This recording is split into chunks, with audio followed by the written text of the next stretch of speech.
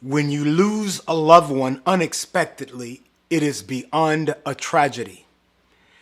In the middle of bereaving their death, someone has to gather themselves emotionally and mentally so they can begin settling the person's estate.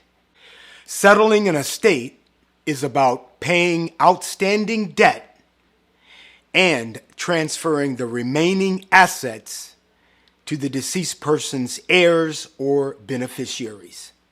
If you want to know how to start that process, keep watching. Hello again, this is Certified Probate Real Estate Specialist Daryl Williams with Win-Win Realtors here in Southern California. If you are new here and you like our content, be sure to like, share, and subscribe. Let's get started. The first thing you need to do is to determine if your loved one has a living trust or a last will and testament.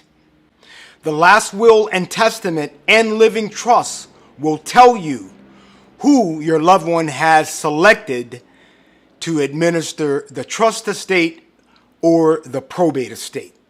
If your loved one has a last will and testament, the person named in that will is called the executor.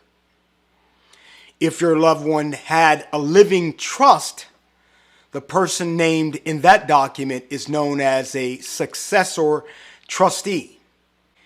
If the individual in the last will and testament is unwilling or unable to serve as the executor, then your family will need to select another individual. If the successor trustee of the trust is unwilling or unable to serve, it's possible that the probate court will have to select another successor trustee. If your loved one did not have a last will and testament or a living trust, someone will need to petition the probate court to be placed in charge of the estate. If no one petitions the court to be placed in charge, the court will assign a public administrator to administer the probate estate. If the family determines that a probate process will be necessary in order to transfer the assets, then a petitioner will be selected by a probate court based on an order of priority in the probate code. The order of priority goes like this: a spouse or domestic partner, then an adult child, then an adult grandchild, after the grandchild, a sibling, and if no siblings are available, can a friend or a stranger administer the estate? Yes. Ultimately, however, the judge will decide on priority. Question of the day: have you ever had to deal with an unexpected death of a loved one? If so, did they have a will or a living trust?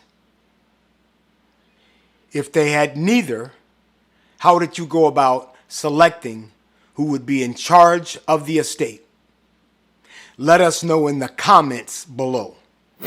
If you are an adult with valuable assets, you need some kind of estate plan so your heirs can smoothly inherit your estate without going through a bunch of changes and stress.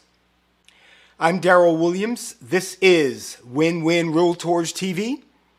If you have any questions for me, my contact information is in the description.